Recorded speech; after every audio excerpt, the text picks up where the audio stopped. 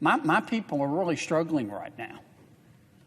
Folks in my home state of Louisiana, and I know this is true in your state, Madam President, and across the country, are facing some of the largest energy bills, electricity bills in the history of ever. In the past month, I've learned about a woman in Shreveport, in my state, whose electricity bill went from $182 to $243. A Baton Rouge resident whose bill went from $65 to $353. A citizen from my city of New Orleans whose bill went from $140 to $280 in 1 month. As one of my people put it, quote, "Your electricity bill should not be 1/3 of your paycheck." Now, I realize that to some Americans who are fortunate enough to be wealthier, these increases may seem insignificant. But many of my people in Louisiana, Madam President, live from paycheck to paycheck. And put very simply, many of the people in my state and many of their fellow Americans simply cannot afford this. Now, look, I understand it's hot. I understand it's hot in Louisiana. Here's a news flash. In the summer, it's always hot in Louisiana. Some days I think that God gave Louisiana a choice between good food and good weather, and we chose good food. I get that. But heat is not the main reason that these electricity bills are soaring. It's not. The main reason that electricity bills are soaring is because of President Biden's profoundly foolish energy policies, which have depleted America's natural gas inventories. Because of this, natural gas prices have increased 75% from 2020. Not 9.1% that you read in the newspaper, or attributed to inflation in general. Not 20%, 75%, and they continue to climb. Entergy, Madam President, is one of the largest electricity providers in my state, particularly in South Louisiana, actually all over my state. And Entergy just sent a letter to its customers. I want to quote from it. Quote, this is what Entergy told its rate payers and my people. The cost of natural gas, which we, Entergy, use to operate numerous power generation facilities, continues to rise. Natural gas prices in April of 2022 were more than double those of April of 2021 and 3 times higher than April of 2020. As a result, these higher than normal costs will be seen on customer bills. And that's why my people are so scared. That's why the American people are so scared. Louisianians are not alone on this. A recent survey, there's a very reputable research firm called Help Advisor. It just found that 24%, a quarter of all Americans, have reduced or gone without paying basic expenses so they can pay their energy bill, pay their electricity bill. What country are we living in? Now, the current energy crisis, and that's what this is a sucking chest wound for Louisianians and for Americans. But yet President Biden refuses to budge from his war on affordable energy that got us here. I will say this, President Biden has been true to his word.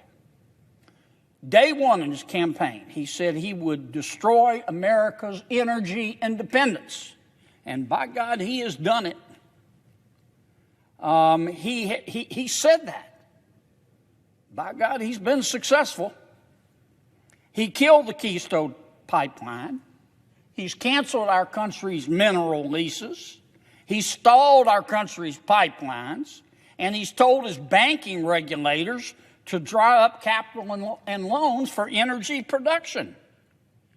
He's put the full force and weight of the United States government behind this effort to destroy oil and gas.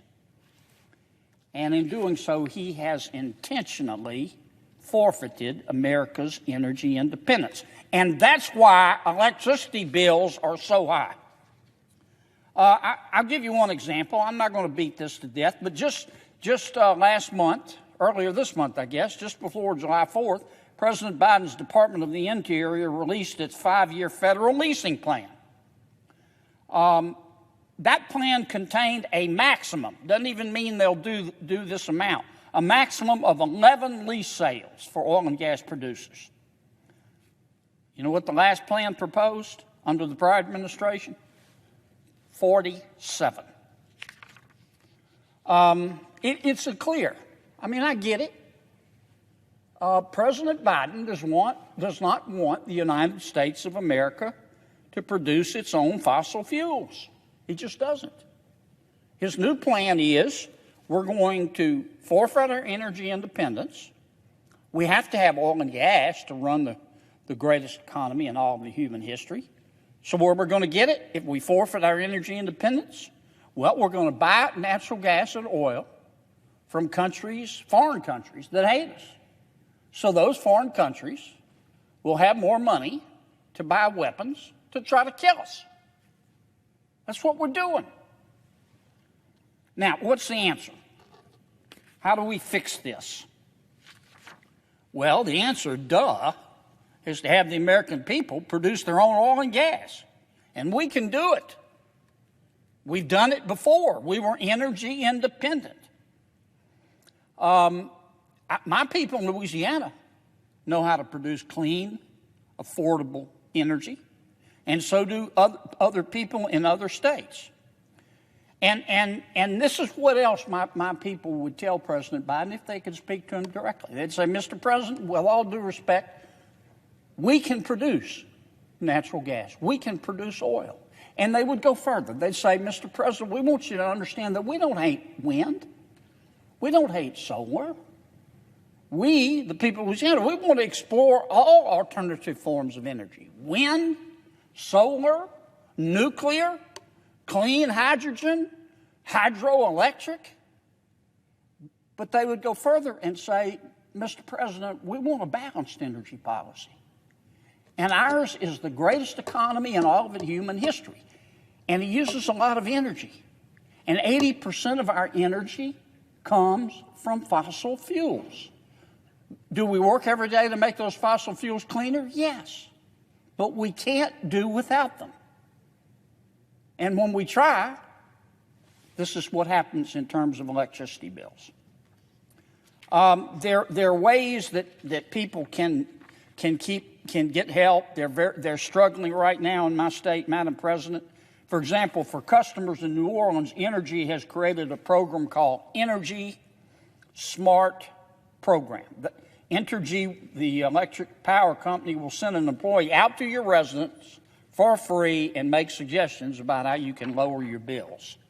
There are other entities trying to help. There's a group called Share the Light, another group called Smile. These are local nonprofits in Lafayette that'll try to help people in their area who are having trouble paying their electricity bill.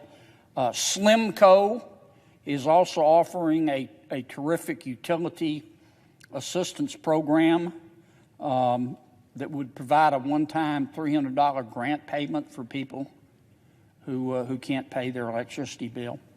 And, of course, there are also programs under my state's Louisiana Housing Corporation, such as LAHEAP and the Weatherization Assistance Program that can help folks reduce their electricity bills. Madam President, let me close this way. 2 years ago, I was on this same floor, in this very same spot right here. I was able to talk about how our economy was soaring, 2 years ago, I was able to proudly say we in America are energy independent, that unemployment is at record lows, and that Americans have more money in their pockets. And we can have that again, Madam President. The American people deserve it, and we can have it again. But not if President Biden continues to double down on what, in my judgment, is his bone-deep, down-to-the-marrow, foolish energy policy, which, when you scrub away all the rhetoric, amounts to this: wind, solar, and wishful thinking. You can't produce electricity with wishful thinking. And my people's bills are way too high, and they don't have to be that high if President Biden would just listen. Madam President, thank you. I suggest the absence of Mr. President today is Mr. Wesley Davis, one of my able aides in my office. I would like to talk for a few minutes, Mr. President, about crime. It's up. It's way up. The largest city in my state, Mr. President, is New Orleans. And New Orleans is on track to becoming the murder capital of the world. In my state and in my city of New Orleans, we have seen a 136% rise in homicides, a 101% rise in shootings, and a 194% rise in carjackings. And this is not just a Louisiana and a New Orleans problem. Baton Rouge, Louisiana, Baton Rouge is, of course, my capital city, and Shreveport are not much better. And violent crime is also on the rise, as you know, Mr. President, in major cities from the West Coast to the East Coast. We hear a lot about Chicago, of course, and New York City, but from May of 2021 to May of 2022, crime was up 23% in Seattle. It was up 21% in Washington, D.C.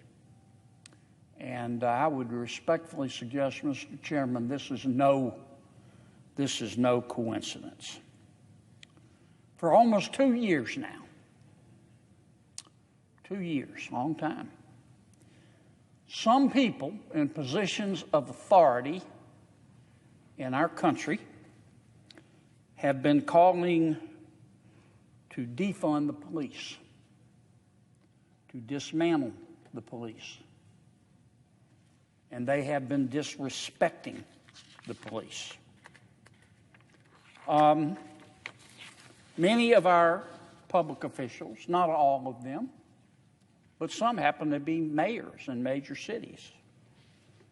They believe that cops are a bigger problem than criminals.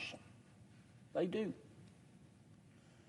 They believe that when a cop shoots a criminal, it's automatically the cop's fault. When a criminal shoots a cop, it's the gun's fault. And we also have prosecutors, district attorneys,